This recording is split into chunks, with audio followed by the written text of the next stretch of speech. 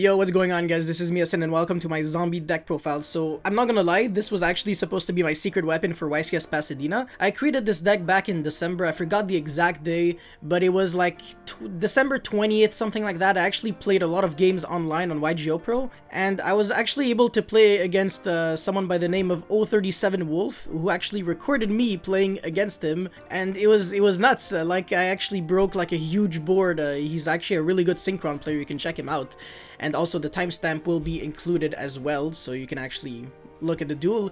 But yeah, this is actually a deck that can make a lot of interruptions going first, and going second you can actually break boards quite conveniently. So it's a really strong deck. It's definitely a threat to be reckoned with, and also it's very consistent. It's not just powerful, it's not just a gimmick, it's an actual deck that I truly consider to be tier 1, and if Adamantia and the other decks die, well, this might actually just be the de facto, like meta deck.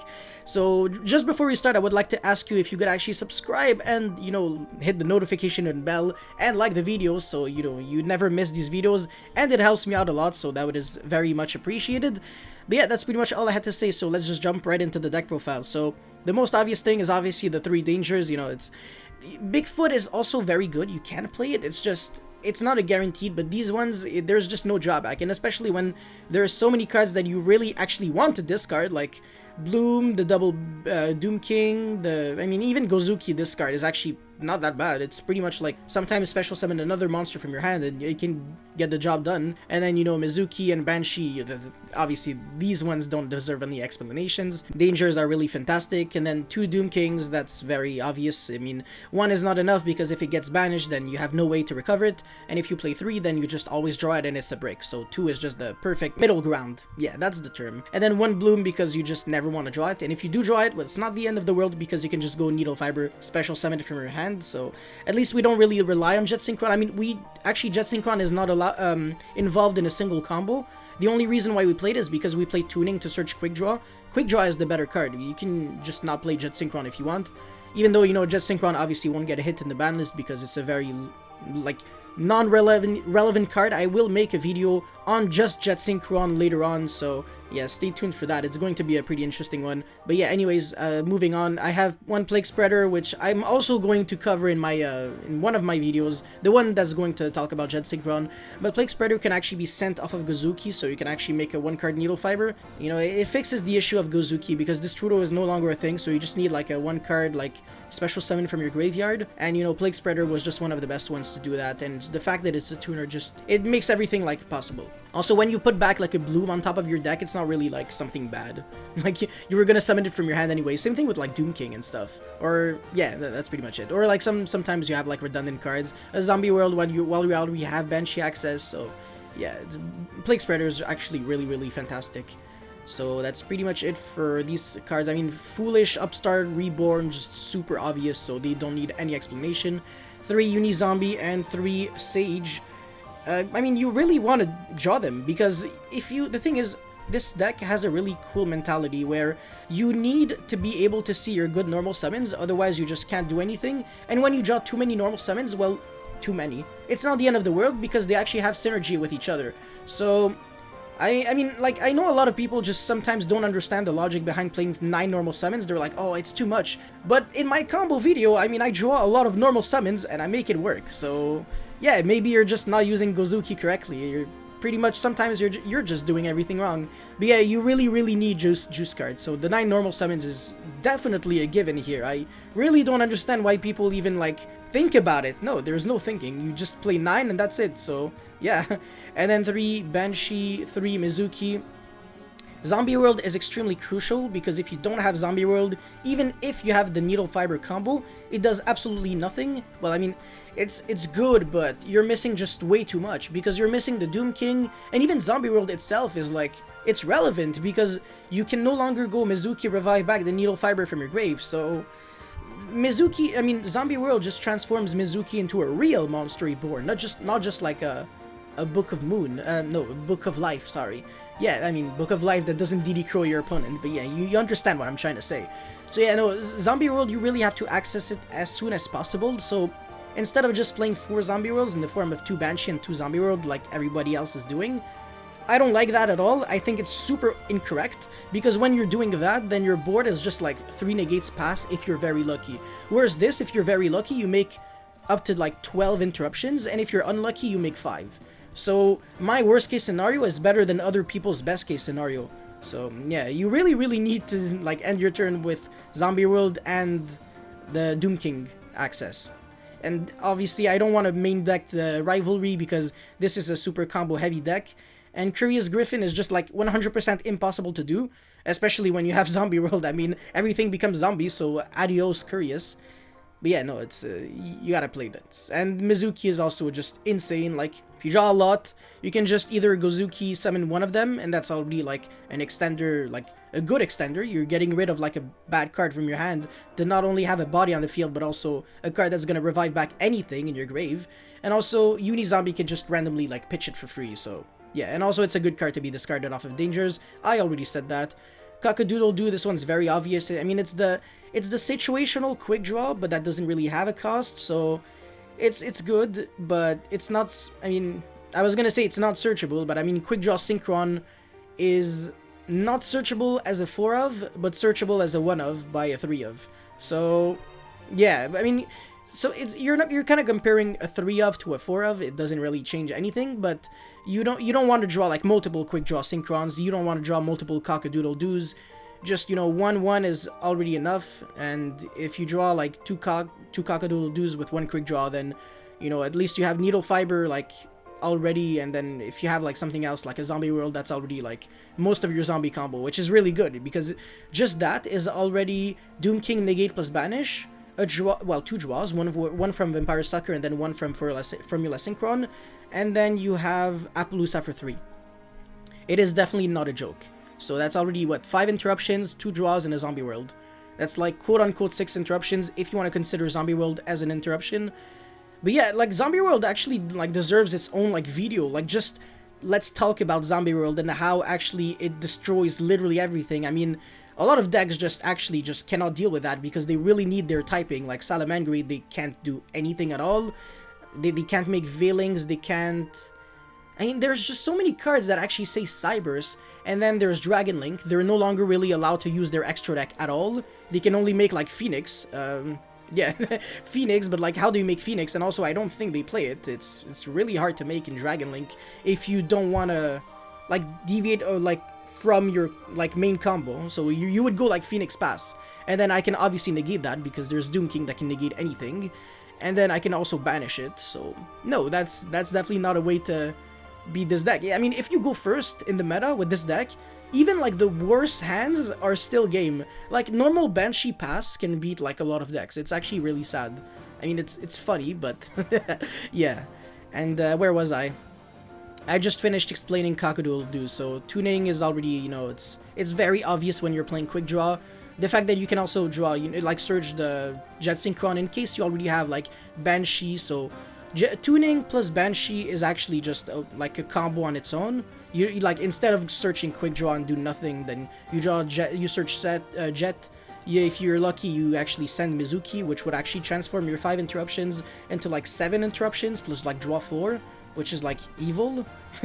And then you can also you can Jet, you normal summon Jet, you pitch the Banshee, and then you do the combo from there. And then Super Poly is also a really good card to draw. You can draw it going second, like with off of your dangers, so you have like a 40-ish% chance of, you know, being able to like dig into this card, like 40, I think 44%, something like that, because there's your 6 opening, there's your opening 6, and then there's Upstart that nobody will ever negate, because if you negate Upstart, I OTK you, and then there are the 3 cards, and then I have to find a way to like activate Zombie World. So either I activate Zombie World and then, you know, they negate it, and then I activate like other spells, or I mean the other way around, or I try to find a way to like play around the Appaloosa. So I go like, I gotta like chain the Banshee to Appaloosa's effect. That's how I won like a lot of games actually, because Appaloosa is only once per chain. If another one of your monster effects is getting negated, then you just chain Banshee, they can't do anything about it.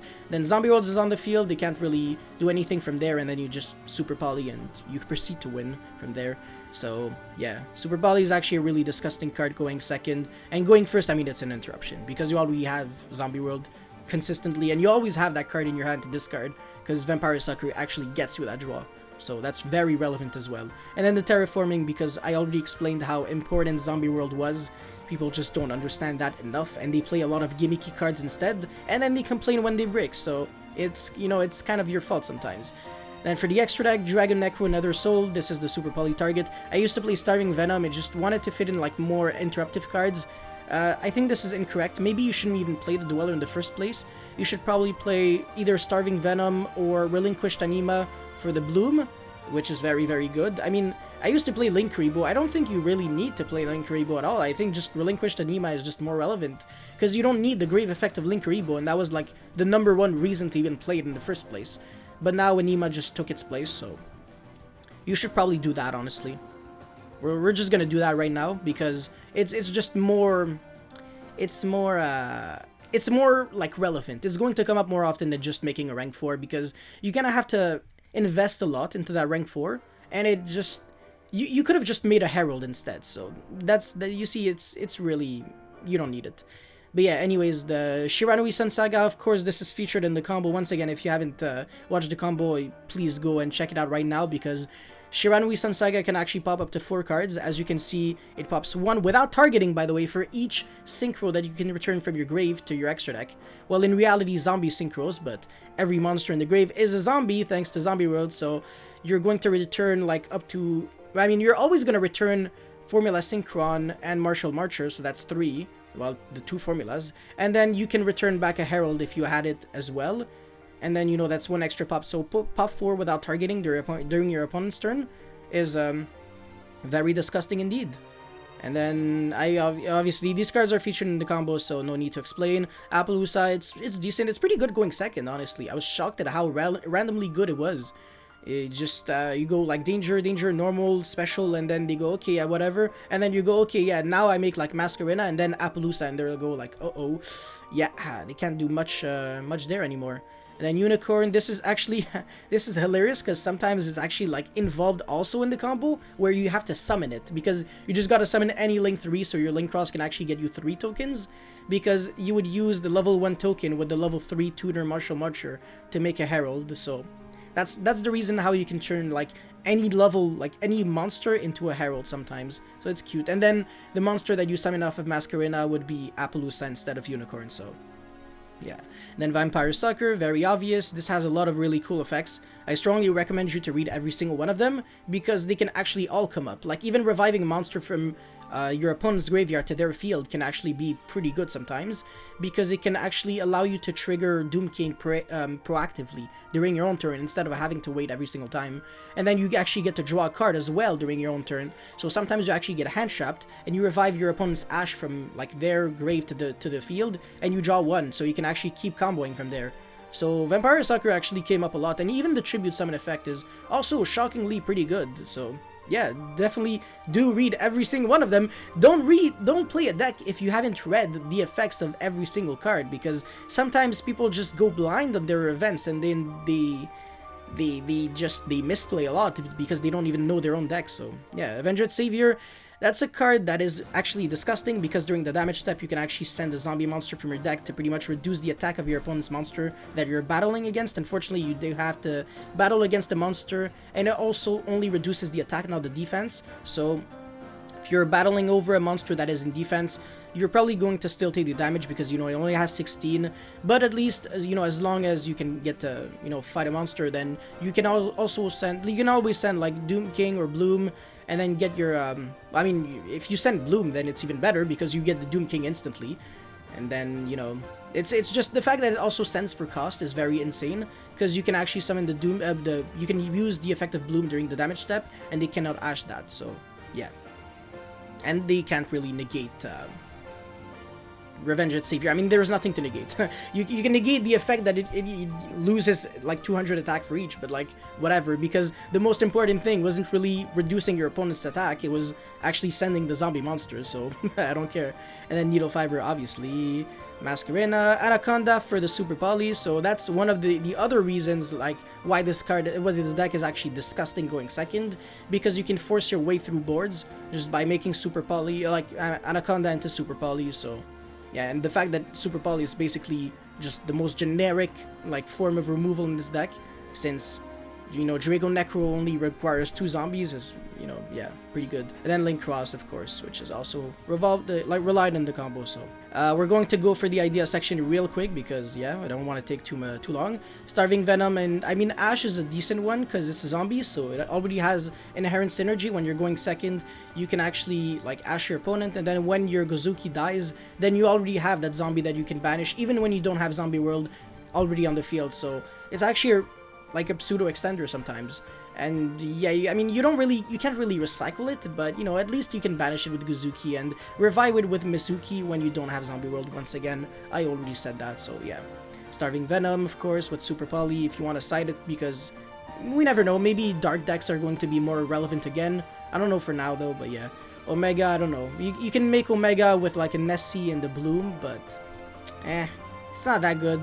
And then Mekk-Knight Crusadia, that one's really sweet, because you actually make it during your opponent's turn with Masquerena, so it's like, can't be destroyed by card effect, your opponent can only attack that, can't be targeted, and then like, it's literally impossible to destroy by battle, so in this deck, this card is literally like a boss monster, and also you summon it super easily, and it doesn't really require any resources, it's just Vampire Sucker with Masquerena, so yeah, it's pretty good, and it protects your Doom King and your Herald if you have it.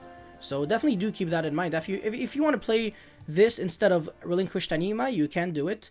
I just don't really recommend it too much. Or like Appaloosa, I suppose. Yeah, so it's like the budget alternative. I don't know how expensive this is, but I know it's definitely much cheaper than Appaloosa, so yeah. Phoenix, I don't like it at all. Barricade, very good, along with Union Carrier, but Union Carrier, the fact that it can't be used like for anything after that is it's just a huge turnoff. Barricade is like a cool extender because sometimes you really need to get that Mizuki or the Banshee in the grave, and you have like no way. If you like normal summon it, then you can't really do much after that, so it's hard to explain. But yeah, Barricade Board can actually just be randomly really good. It can actually just unbrick hands. That's what I'm trying to say, like hands that I have like too many normal summons or something like that. So yeah. Cosmic, you don't need to play this at all. Called by the Grave, I don't know. This deck is already like pretty good at playing through most hand traps. Not every single one of them, it depends. But if you get ashed on a Uni Zombie, nothing happens, because if you have any other extender, then it's already Needle Fiber. As long as you don't get like Gamma or Strike, that's like the end of the world. But that's why we play like so many extenders, as you can see. So who cares? Then whatever, if you want a side rivalry, you can do it. It's pretty good going second, I suppose, but at the same time, not really, because combo decks are just so explosive that you really don't have enough time or like the opportunity to grind with them. So fair cards like this, just I'm not a really big fan, and I think people are going to play around rivalry anyways, so even if you don't play any traps, they will still side in back removal, just because they might be scared that since you're already playing Terraforming, you might as well just play Mystic Mine as well, or Rivalry to complement the Zombie World. So just not playing this card is a good way to play around people who think that you're going to play it. It's big brain, big IQ. And then Shiranui Style, this card is absolutely disgusting. You can always resolve it like at any time, because there's always Solitaire that you can banish. But if you want like an extra pop, you can actually side in like a Spirit Master. Is it the name? I forgot. The guy that the people played with Fairy Tail Snow. When it's banished, you pop a card. He's really good. And then Treacherous and Rafflesia. Since you're already not playing any traps in the main deck, since you're not playing any traps, you can also play Shade Brigandine. That's a very good extender, and it should be here. I don't understand why it's not there. I guess it doesn't do anything with Gozuki, but it synergizes with literally everything else, and we're not main decking any traps, so you probably should consider Shade Brigandine, actually. But yeah, anyways, that is all I had to say for this deck profile. I hope you guys enjoyed, and if you did, make sure to subscribe, leave a like, a comment, etc. And also suggest me the deck that you want me to feature. And that's pretty much it. So thank you very much for watching, and I'll see you next time. Peace!